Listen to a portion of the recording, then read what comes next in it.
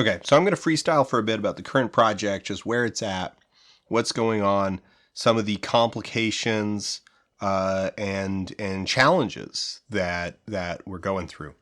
Some of these are actually, most of these challenges are foreseen, right? We saw them coming, and so we're just working through them.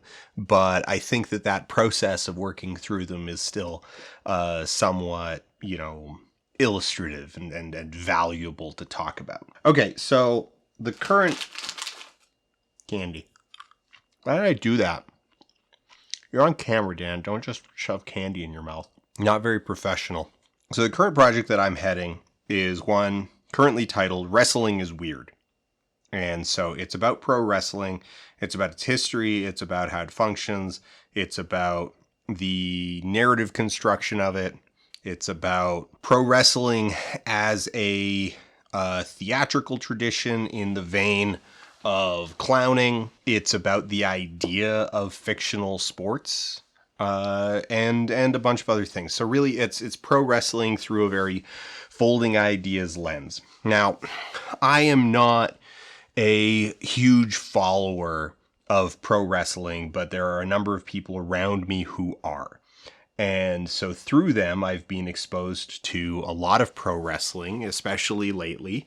I've been, watching a lot of it just with them. And through that, I've absorbed a lot of things, and I've noticed a lot of things that I find really interesting and I think are worth commenting about. And this project starts from, hey, here are some things that I don't think I've necessarily seen talked about a lot. And since I'm not like the expert, I want to do this as a really like traditional documentary. I want to do this as a very like interview driven. I want to minimize like how much it's about me. I want to push myself in a bunch of ways. I want to push myself. I want to stretch what Folding Ideas is doing. And I think it'll be good and interesting thing about a subject that I am very curious about and excited to like learn more about and to explore more through other people. So when you start a project from that standpoint, one of the first things that you need to do is you need to check, is my point of view, is my assumption even interesting? Right? So the key thing in there is, oh, this is a thing that I don't think I've seen a lot of people talk about. And there's a risk that you're gonna be the guy jumping on Twitter being like, why isn't anybody talking about XYZ? Only for the people who are like really invested in the thing to tell you, actually, nobody will shut up about XYZ. XYZ is really, really, really well-trod ground. So that's what the first thing that you want to check yourself for. And in this case, I found something really interesting, which is that my initial assumption was, okay, I haven't seen a lot of people talk about pro wrestling through a theatrical lens. And two parts to that. One, it is true that so within pro wrestling fandom does not necessarily first and foremost engage with pro wrestling through the lens of theater. That is just not the paradigm that they use as a default.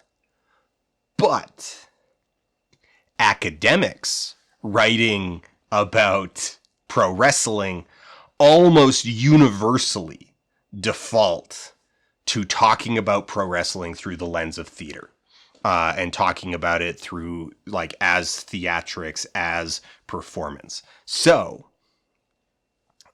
there we go. We've checked the one thing and it's like, okay. So this isn't to say that we can't approach it from that angle. It's simply that when we approach it from that angle, we need to respect the fact that the angle that we are approaching it from is in fact one that is well trod, is one that like a lot of people have written about, is one that is not unfamiliar to the wider viewing audience. And this is sort of the thing about it, is that even though that mainstream viewing audience doesn't by default talk about pro wrestling through the lens of theater, they are not unaware of it, right? So in the same way that video game players do not by default talk about video games as ludic vocabulary, they are not unaware of the concept. They are not unaware of the phrase ludonarrative dissonance. They are not like, and many of the elements that you would talk about if you were talking about like ludic vocabulary are things that they just sort of intuitively understand because they know the vocabulary. So when you say that, like, you know, you can explain the video game thing, the idea of ludic vocabulary to someone really easily by just being like, what does a yellow ledge mean? And they'll be like, oh, well, that's probably like a grapple point. Like, that's something you can climb up.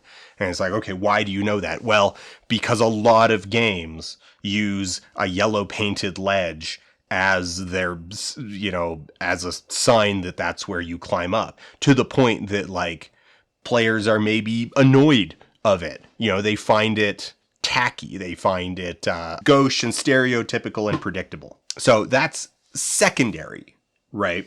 The players understand the subject matter and they understand the lens that you're approaching it through, and they're not unfamiliar with that framework. It's just not the way that they jump on the forums and talk about games.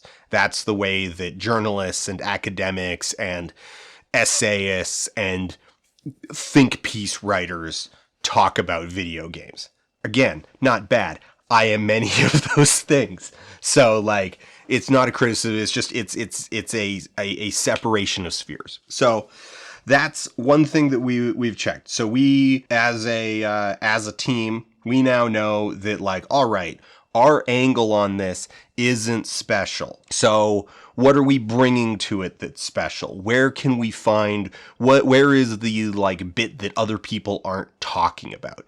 And that's what we're like going through and exploring and like figuring out is, you know, and that's the writing process. When you talk about like, oh, well, writing a documentary, you know, like an interview driven documentary, it's like, how do you write that? You know, this is a question that a lot of students tend to have. Like, isn't documentary unscripted? So what does it mean to write it? Well, writing a documentary is about putting together the ideas that you are going to explore. You know, the questions need to be written. Like, that's something that explicitly needs to be written. You need to explicitly write the voiceover or anything like that. And you know, so like there's those elements of writing that are very explicit, but then there's the implicit level of writing of just like, how are you framing things? How are you like, not just what questions are you asking, but why are you asking the questions that you're asking? How are you treating information itself? How are you treating the subject matter? All of that is part of this like more nebulous writing process of, you're only going to get the material back from the questions that you ask. And so the way that you ask those questions, what questions you ask, who you ask them to, what questions you choose not to ask, these are all part of it. Because these are going to dictate what ideas you explore, what angles you explore. These are going to dictate how the conversation is framed. They're going to dictate the types of responses you're going to get. They're going to dictate the poise of the people that you're interviewing and how they like emotionally react to you. So we need to respect the fact that our baseline is not coming completely out of left field. And that's both, you know, okay, so let's talk about the pros and cons of that. The con of that is that you need to work harder to find an angle that's going to justify the project's existence. You need to work a little bit harder to figure out like, all right, what's special? What can we bring to this conversation? And then the pro of it is that because it's not a brand new subject, because you're not like, you're not clearing new ground. When you talk to people about it, when you ask them questions, they are going to have some base level of familiarity about the idea, about how to talk about it. They're going to have some already formed opinions. They might have already answered the question several times before, and they've got in their back pocket a like really good response ready to go for you. So the ideal, right, is that you're approaching a subject that the people you're interviewing are familiar enough about, have thought about enough, and have talked about enough that they can confidently answer, and they can confidently answer with responses that make sense, are efficient, are going to cut into the project in a really like useful and succinct way, but is not so well worn that they're bored of it and that they're just like, this is basic stuff. You are not at the interview stage. You are at the Google search stage. This is all stuff that could be interviewed by just like reading literally any blog. Like, have you, what pre-research have you even bothered to do? And this is part of the delicate art of making a documentary, is that there are some times, like picking which participants you're going to ask which questions to. So like if you've got someone who's like really favorable, because there is a certain point in your project where maybe like, yeah, all right, these might be well-worn subjects within the community, but my viewers are overwhelmingly outside the community, and so we need to bring them up to speed. And if we're going to bring them up to speed, that means that we are in fact going to need to go over the basics. We are in fact going to need to restate the obvious. And so so how are you going to restate that obvious? Are you just going to have your narrator say it out loud? Or are you going to interview someone who, is willing to play ball with that and is willing to cover the basics and is willing to, you can ask them the really obvious questions and they'll answer. They're not tired of it. They're not bored of answering those questions, and they'll go over it with you. A good part of that is constructing it in a way where you're being honest with the person that you're interviewing. And it's just like, okay, we're going to run through some like really basic stuff here. You're making it clear that like, okay, I know the answers to these, but I need you to say it out loud. So things like, a really good example of this, actually probably the best example of this would be, so what's your name?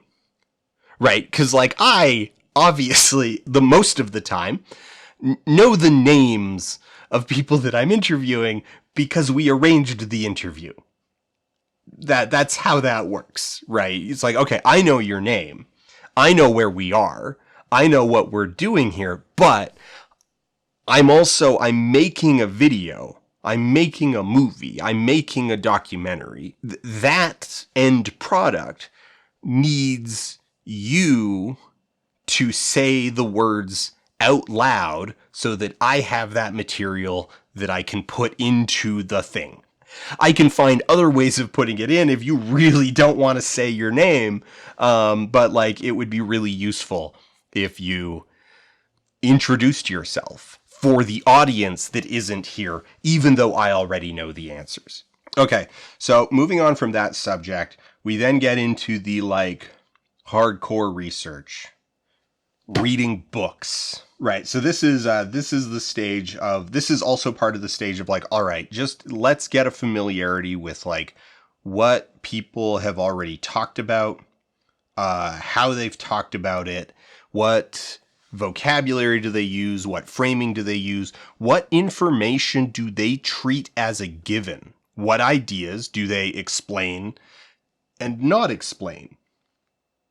Because that'll tell you what their audience's anticipated knowledge level is. So that's been really helpful. And then also in that process of like reading books, you're also looking for citations that you can use. Like that it's like you can depersonalize some of the information. You could be like, look, so-and-so said, so-and-so claimed. You know, you're looking for like commentary that you can use to like support your argument as like, hey, I have this angle and I am not alone. There are other people who like share this sentiment. There are other people who have said the thing that I want to say, and they've said it well, and so I'm going to use their words. So you've got that angle, then you've got just a very fact gathering angle in the book reading of like, all right, what's the actual like hardcore capital D documentary information? When did things happen? Where did they happen? Who did they happen to? And then if possible, why did they happen? Which leads you to like additional how, what, when, where, whys. So the first 3 books that I've been working through, and I've got them stacked here, but not in order of how I've gone through them. So like the actual order. Okay, so I should maybe name the books. All right, so the first book that I started working through is The Last Real World Champion, The Legacy of Nature Boy Ric Flair by Tim Hornbaker. So I've actually really enjoyed this book so far. It is quite interesting, though I did not finish it. And I don't know that I'm going to finish it. And there's a reason for that. And that reason is that the first third of it, well, actually the first like quarter of it was like really, really useful for our purposes in that it was going over a lot of like very broad stuff, setting the stage for pro wrestling at the start of Ric Flair's career, introducing a lot of foundational concepts, introducing a very big cast of characters, introducing the culture. And then as the book goes on, it becomes just more and more specifically about Ric Flair's career. And it's like, okay, we're not making a documentary about Ric Flair. We're making a documentary about wrestling in a larger context. And so just as it got more and more about Ric's career, it was just like, okay, this is just not what I need to be like prioritizing right now. However, you want to always like, you know, very good things come out of doing research that is ancillary. And it is that in grabbing this book from the library, from the Central Library, which is a beautiful, gorgeous building, and just grabbing this book off the shelf, it exposed me to Tim Hornbaker, the author, who it turns out is a very prolific author in the world of wrestling. He's written a lot of books. He is a wrestling historian. He has a deep, nigh encyclopedic knowledge. So just by looking him up, like researching the author himself, that exposed me to a bunch of other things that he's written and like interviews that he's done where he's given some more off the cuff information, which then either is usable in and of itself or tips you off to like other avenues that you should be exploring. And also, you know, the thought goes through your head of like, well, maybe hypothetically in an ideal world, in the ideal version of this project I'm working on, why don't you just try to get Hornbaker in your project? Why don't you just reach out to him? So that goes on the list of things to do. Like, all right, let's reach out to Tim Hornbaker and see if he's willing to talk to us. You know, maybe, I don't know. Let's find out. But then you've also got to do like, you know, do the research deeper than the research of like, all right, if we're looking into interviewing this guy, let's make sure that we like appropriately understand his background, the angle that he's coming from. What criticism do people have of his work? Like, is he respected? Is he well regarded? Or are people like, nah, man, he's prolific, but like his books suck. They're bad. They're actually like full of just like nonsense, right? You want to do your due diligence and you want to know who you're talking to and who you're talking about. And this is the thing, is that like in terms of the work required to do all of this, not everything ends up on screen. In fact, a lot of stuff doesn't end up on screen because a lot of it is basically just essentially making sure that you're on the right track. Time spent vetting someone that you want to interview is not time wasted. But in terms of finished minutes of the video, it's basically none. But if you don't do it, you look like a fool. Or you risk looking like a fool. Maybe you get lucky and you interview someone like blindly and they end up being really knowledgeable and really well respected. Or, you know, maybe they're a fraud, right? This is part of the hazard of going into a subject that you are not already really invested in. This is why. This is the big reason why it is really recommended for like beginners when you're like starting. If you want to get into documentary, if you want to do like talking head style documentary where you interview people, where you follow people, start with something that you already know a lot about, that you're already familiar with the lay of the land, that you can already speak pretty confidently about, because that's just the easiest way to avoid these kind of pitfalls. You already know the reputation of the people in the industry, in the community, in the whatever, because you're a part of it. So the further you're going out from your comfort zone, the more time you're spending doing that kind of work to just like build your baseline so that you can go into the space without pissing people off. Okay. Next book that I've been working through is called Body Drop by Brian Oliu. O-L-I-U. I don't know. I'm very sorry if I mangled that. Now, this book threw me off. This was not what I was expecting. So, from the back of the book, professional wrestling is a strange beast full of contradictions, part live soap opera, part hypermasculine violent spectacle. It's an indelibly American pastime enjoyed by millions and leads a select group of wrestlers to international fame. It's also a sport that leaves many of its athletes broken and battered at serious risk of addiction, poverty, and early death. Body Drop looks deeply at the nuances of professional wrestling and its strange place within American culture. Okay. From that, I'm like, all right, this sounds right up my alley. It sounds like it's already done a lot of the work that I'm looking to do. This is going to help me get up to speed. No. It turns out that this book is a series of short lyrical essays that are not so much about pro wrestling as they are using pro wrestling as an aesthetic frame to explore life. So, there is a chapter, actually, there is an essay. These are all short essays. There is a 3-chapter essay called Hulk Hogan Comes to Tuscaloosa. This chapter is not about Hulk Hogan coming to Tuscaloosa. This is an essay about a tornado going through Tuscaloosa, and the tornado is metaphorically like Hulk Hogan, in that it is big and dominant and flashy and destructive. But that is not a deeply explored parallel. It is almost entirely just about the tornado, and the metaphorical connection to Hulk Hogan is left very much for the reader to extrapolate from their existing knowledge of Hulk Hogan. And it's not a narrative parallel either, because Hulk Hogan does not, in fact, go to Tuscaloosa, at least not within the story.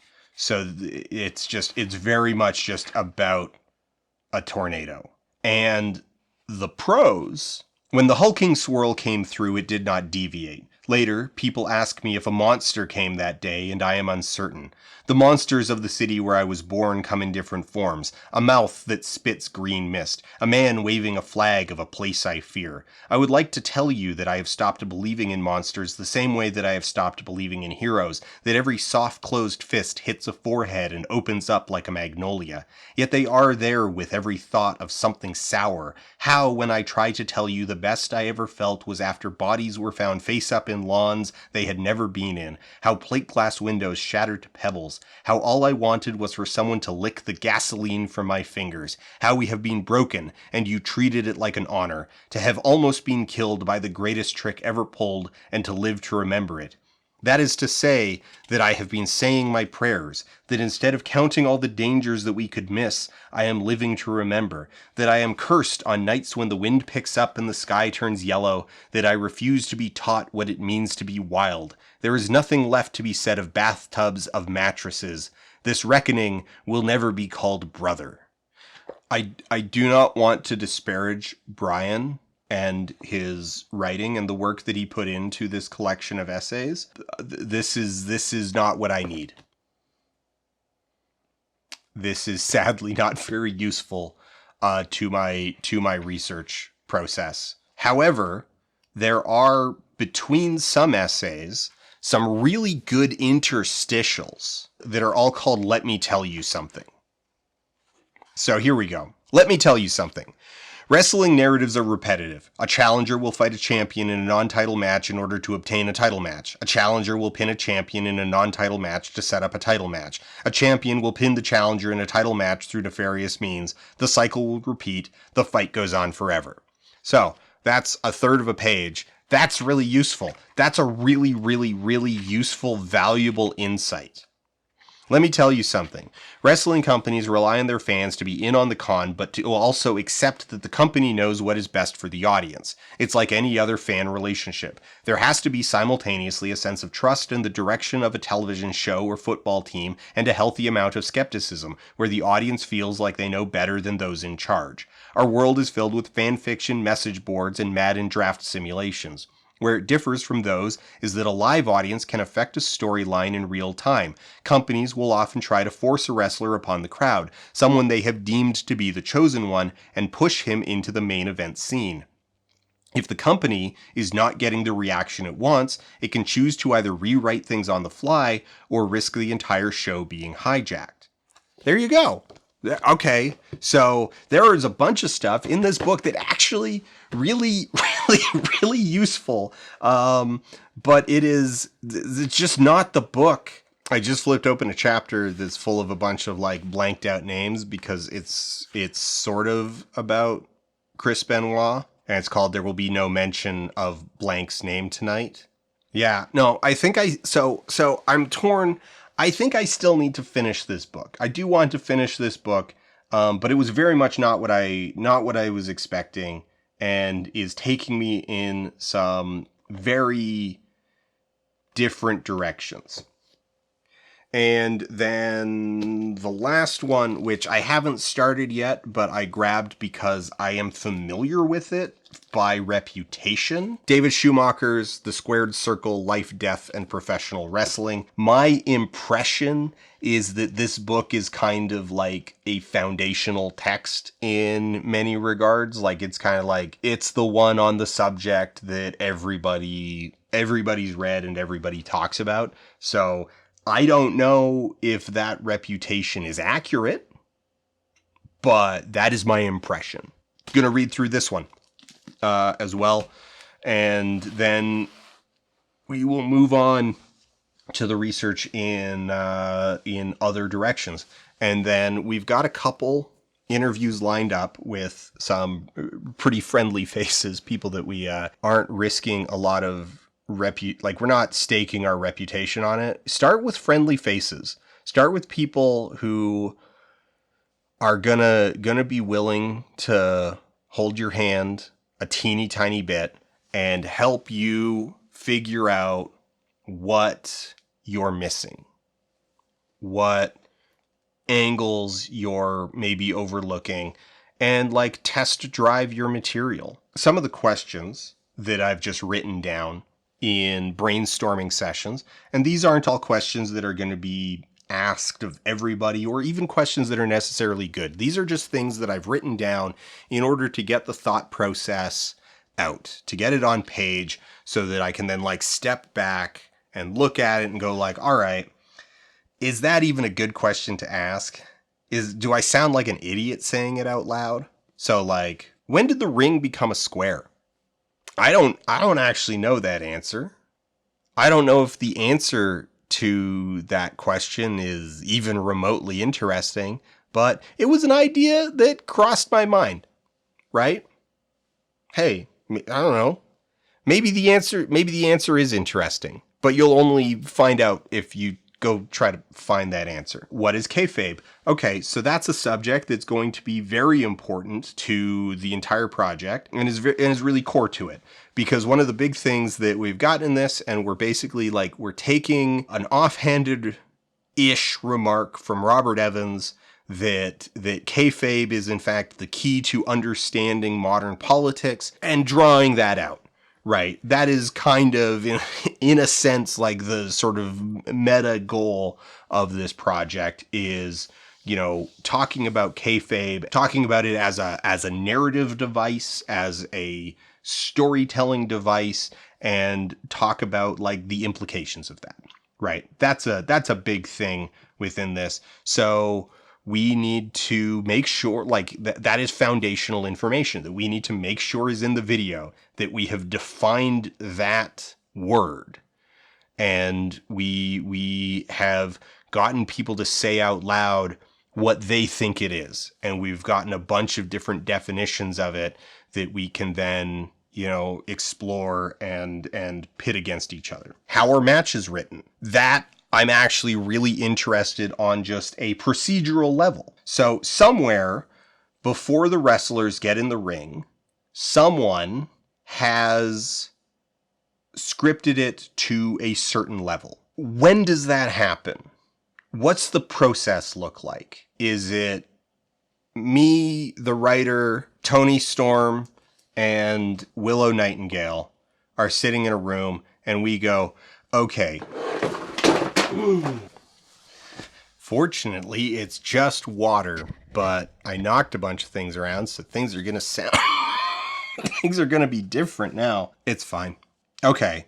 So what does the process look like? What does the process look like, and when does it happen? So if you get 3 people in a room, do they all go like, all right, how are you feeling this week? What are we looking to do over the next couple months? What's the angle here? And then they go, what I think should happen is we do this, we do that, and then we build to like this moment, and then Tony gets the pin and things go on. Or does someone from creative just come down to the locker room on the night of the performance and go, all right, so you're going to win. We need it to be about 23 minutes. Figure it out. Is it beat by beat? And the thing is that I'm sure there's a ton of variation here. I'm sure there's a lot of complexity. I'm sure that to some degree or another, all of these are accurate or are things that have happened. But I wanna talk through that. I want some insight into like, what does that look like? When does that happen? What do those conversations sound like? How does that writing process actually play out? Then what is the role of improv? That I think is like, again, going to be a very like highly variable subject. It's going to change a lot from match to match. It's going to change a lot from wrestler to wrestler. I'm sure there's some performers that are just like, it would be the same as actors and stand-up comedians, right? That you've got some performers who are like, nah, I've got my like big moments planned, and then everything else, like, you just got to go with the flow. You just got to figure it out while you're in the moment. And others are like, nope, no room for that BS. Everything's planned. I know exactly what I'm doing. I know when I'm doing it. And that is how I perform my best, and I can definitely empathize with that. Like, I make content that I make, like, this is all improv, or is like, this is all extemporaneous. I don't even have notes for this. I've just got a loose collection of like ideas I wanted to talk about. So like, but this is not my best content. I don't feel like this is my strongest content when I'm doing this. I don't dislike it. I don't think it's bad.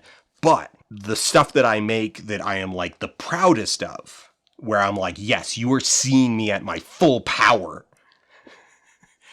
is when I've like planned everything, when I've like scripted everything, when I've recorded it, when I've edited it, when I've like gone back and like fixed it and polished it. That's when I'm at my best. And that's when I deliver what I feel people want to see. So I get it. I absolutely get it. But I want, so like, I want to hear these performers talk passionately about their opinion of their craft.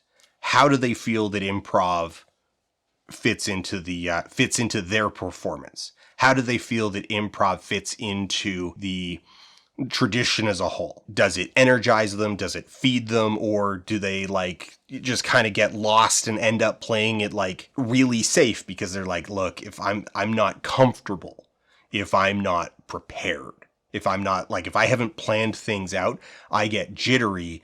And if I get jittery, I'm more likely to make a mistake. And if I make mistakes, that's when injuries happen. So I want to get some people to talk about that. How do the performers communicate? I am aware of like the basics of it. They find moments to like whisper to each other, hand signals, code words, planned moments, right? It's like, okay, when I say this, that's your cue to like do this, right? So stuff like that. But like, talk us through it.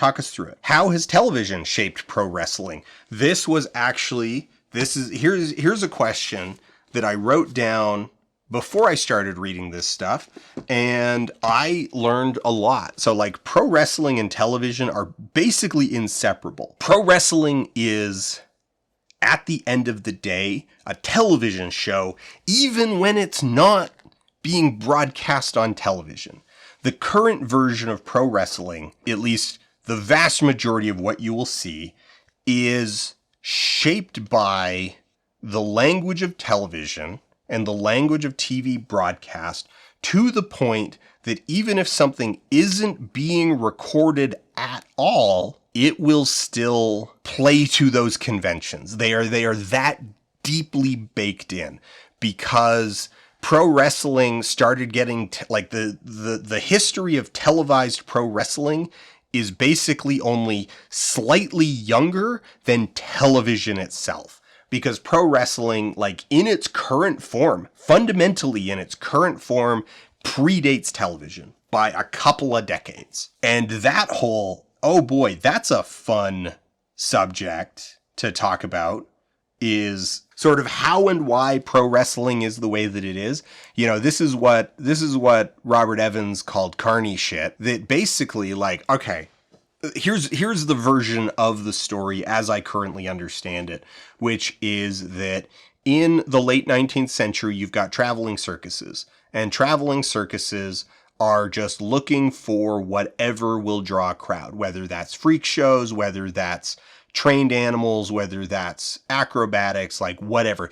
They do not care what, as long as it like fits physically into the space that they've got and people are willing to pay to see it. That's their criteria. So a thing that for all of human history has been pretty good at drawing a crowd is fighting.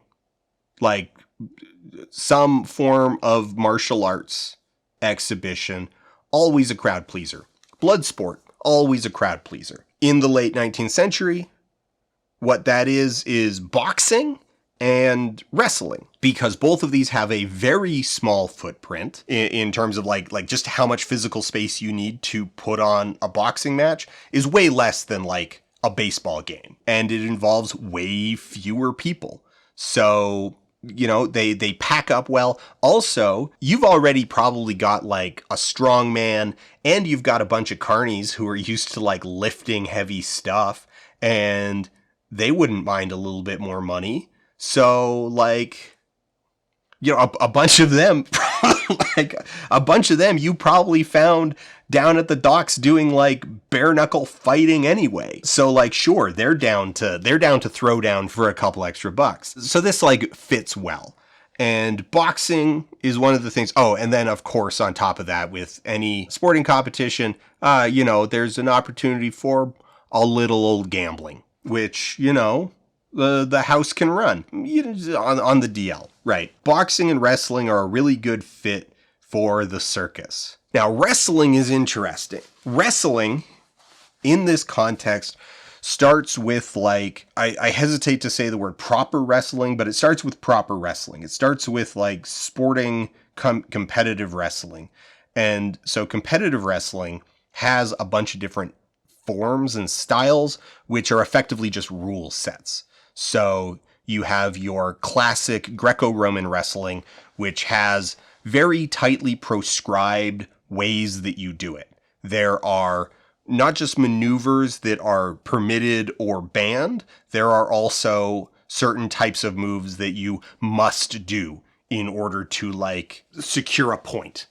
So the way that you go about achieving something is very specific. Then from that, so that we're going to rank that as like, that is the most restrictive. And then down from that, a little bit less restrictive is freestyle wrestling, which, as the name would imply, is a lot more freestyle. So you have a bunch of banned maneuvers, things that you're not allowed to do, but for the most part, how you go about securing a point is freestyle. You wrestle, and just you can't, there's just certain things that you can't do.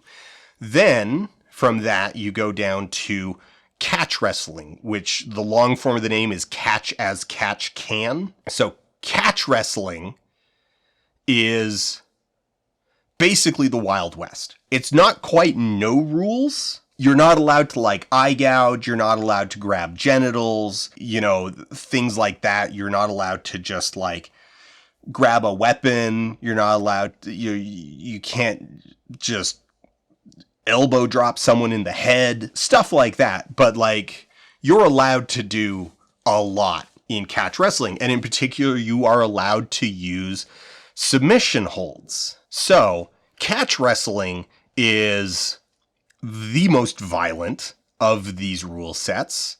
And, which one of these do you think is the biggest crowd pleaser, right? Well, it's catch wrestling is the big crowd pleaser. So as we are sadly very well familiar with in today's day and age, submission holds are dangerous. Potentially extremely dangerous, potentially lethal, depending on like the type of submission hold that we're talking about. Like, okay, like wrist locks are dangerous, but not lethal. A rear naked choke, like a full on, like you're choking someone. You can kill someone that way. So this happens a bunch. People just die in the ring sometimes. And that's obviously bad for the circus. It's bad for a bunch of reasons. Like, it's bad PR. The local authorities are going to like get involved, and they probably already just don't like you for a bunch of reasons. I don't need to belabor the point. There's a bunch of very self-evident reasons why people dying in the ring is a bad time. Now you're out an athlete who maybe also was like somebody doing other work at the at your circus.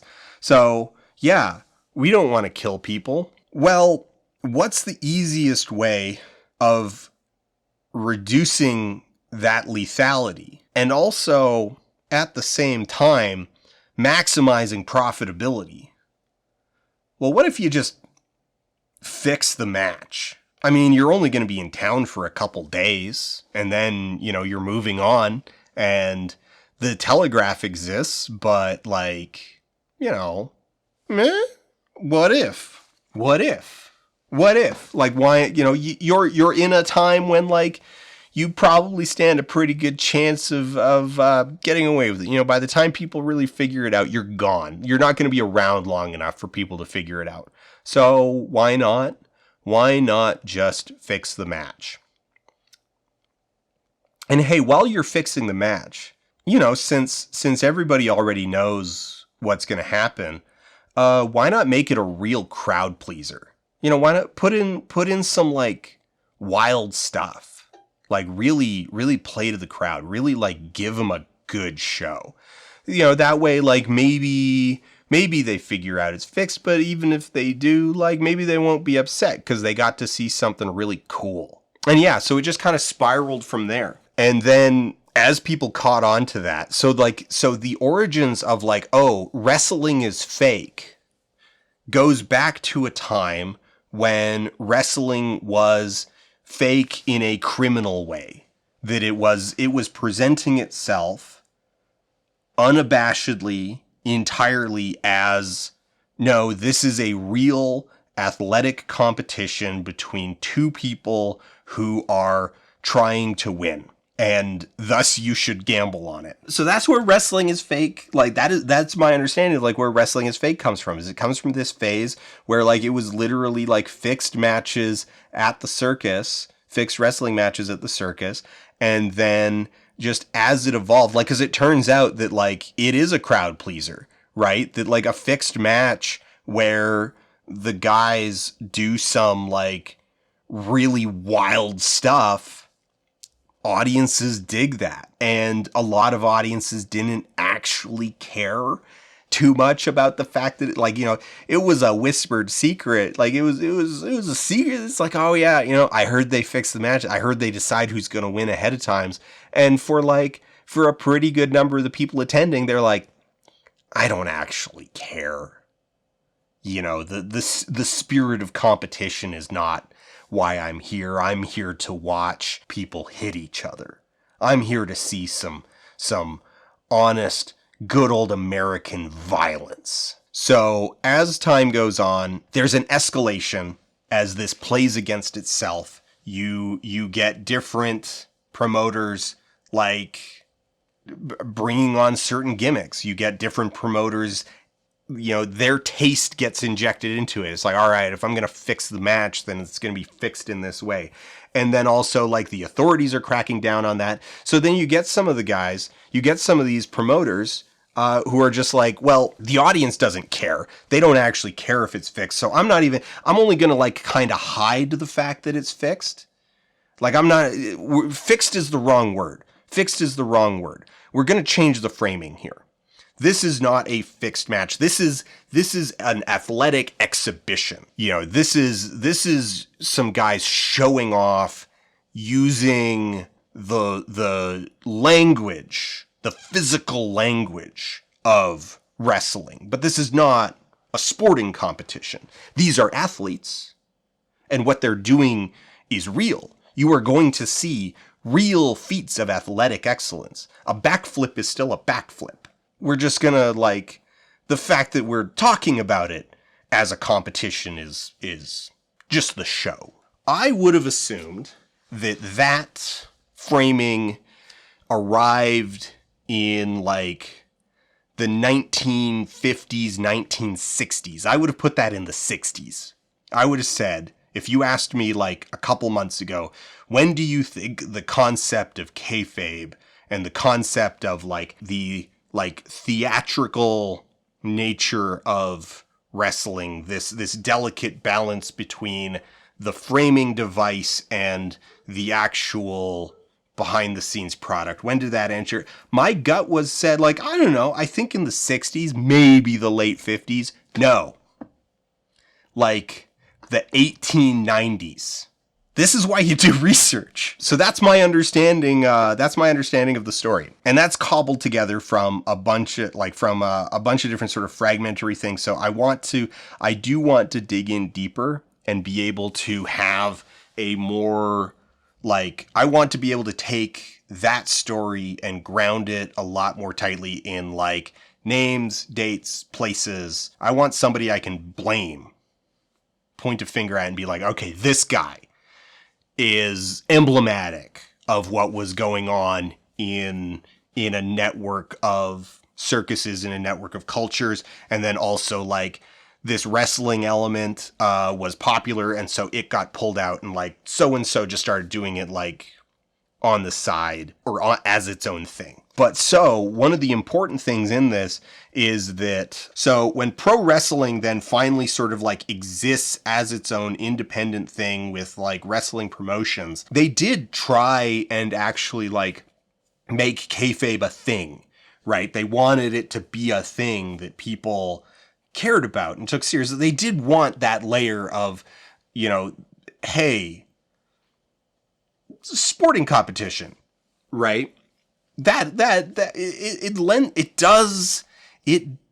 does contribute an air of stakes and a little bit of perceived legitimacy, right? It's not weird that they wanted that and they didn't want to just lean into like, hey, you want to come see a clown show. That came out fully formed, but like they did try to push that. They did try and utilize that, but it was never going to work. You were never actually ever going to truly fool the audience because the sports writers of the time had no tolerance for it. They did not care. They did not respect the promoters, and they remembered that like just not too long ago, this was in fact not performance, but was, you know, a criminal enterprise. That these were not exhibitions of athletic excellence, but were rigged matches. So the sports writers had no allegiance to the promoters and no reason to like respect their narrative of kayfabe, and so kayfabe was always doomed. And so for effectively the entire existence of professional wrestling, there has been no actual honest to God mystery about whether or not it is real outside of the minds of literal children. So that's fun, especially because, like, you know, the closest it got to, like, it seems so weird in retrospect that then you end up with these very cyclical conversations about it, right? Like, Vince McMahon went in front of the New Jersey Senate to defend pro wrestling as a sporting event, but also he argued that pro wrestling wasn't actually sports. Okay, so I've got a bit in the script where it's like the only honest thing Vince McMahon ever did was coin the term sports entertainment.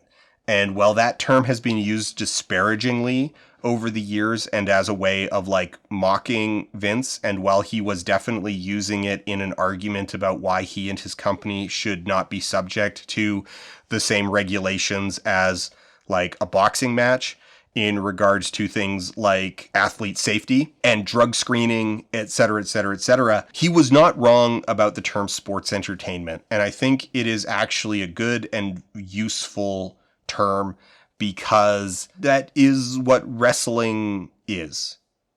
It is a scripted theatrical event that uses sport as its framing device and as its mode of language. And in other contexts, we don't really see a problem here, right? That Friday Night Lights is a TV show about football, but the football you see on the TV in Friday Night Lights is scripted, and actors have performed it with an eye towards a specific outcome. But Friday Night Lights is also not framing itself as an actual football game.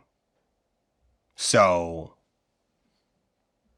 and I think this is this is sort of like this circularity and this deliberate obfuscation. I think this is part of what people find really addictive about pro wrestling, from both a academic stance and as a viewer stance. I think it is this potent little dance of words and playing with framing and playing with like, well, what does anything really mean?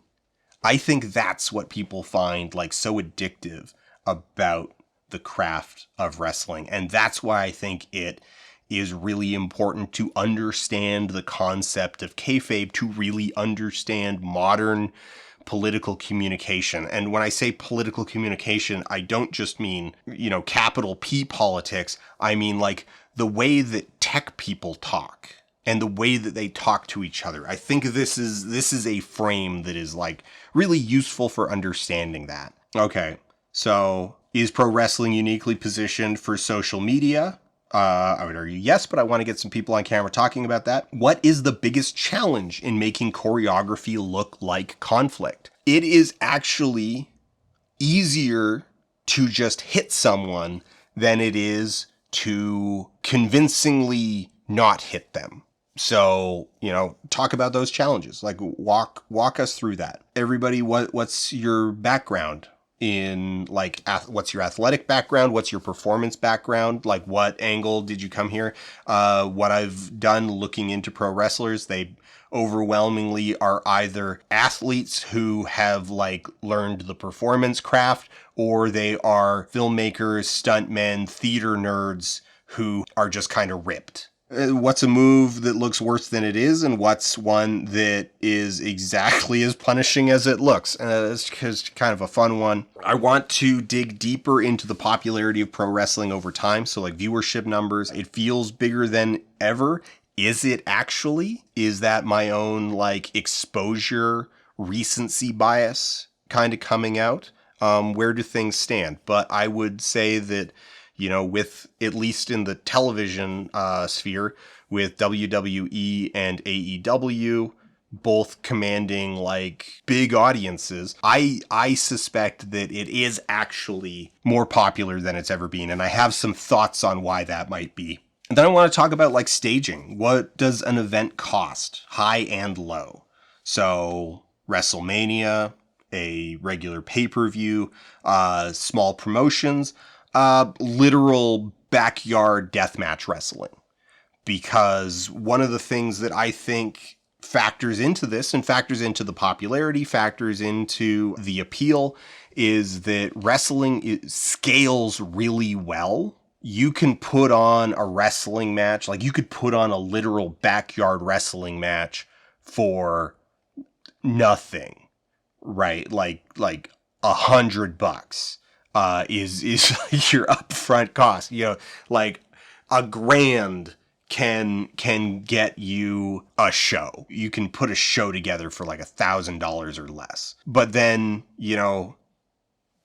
scale up to like a bingo hall, an existing wrestling gym, an actual traveling circuit, then the television stuff. So extending out of that is that because wrestling scales well and is ultimately like pretty cheap to produce on a per minute basis, there is so much goddamn wrestling every single week.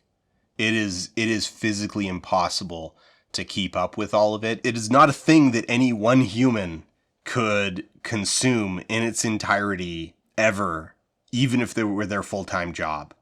Even just following one promotion is like so much. So like AEW is where is it? I've got these numbers. I wrote these numbers somewhere. 2 hours of Dynamite on Wednesday, 2 hours of Collision on Saturdays, 90 minutes of Ring of Honor, plus a monthly pay-per-view, and then you have the official podcasts, you have the wrestler podcasts, you have the fan podcasts, you have the digital exclusive dark matches, etc., etc., etc., etc., etc.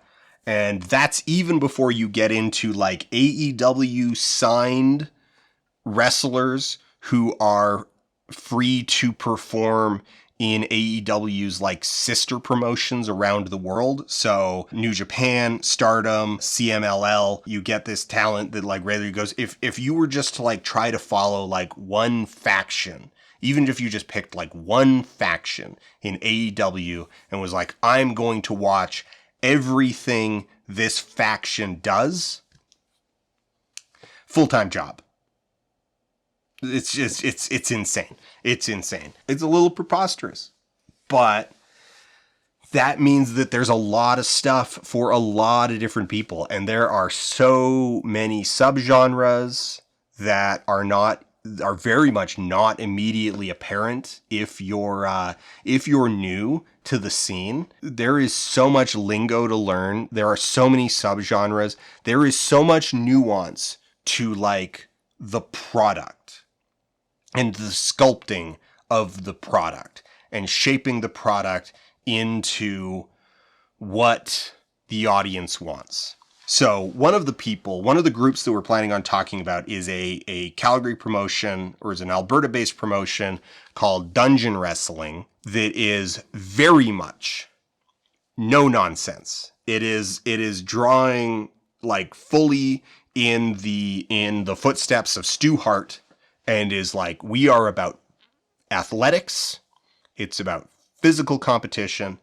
It's about straightforward combat, no comedy, no storylines, no supernatural. Like a storyline in pro wrestling should be like a storyline in football. And then one of the other groups that we're talking about is basically like burlesque wrestling, and is just like fully insane. And then you get things like, you know, one of the things that inspired me in all of this was Psycho Mike losing a fight against an Australian Shepherd, which is a breed of dog.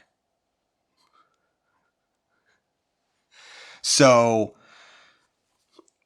I think there's a lot of stuff to talk about there. And obviously I've been rambling. I don't even know how long I've been rambling for on this vlog, but that's a glimpse inside this production process and making a documentary like this. And we're going to spend basically the rest of the summer working on it. It's probably not going to be done until September, late September. And I'm really excited to work on this, and I've got a bunch of stuff already lined up.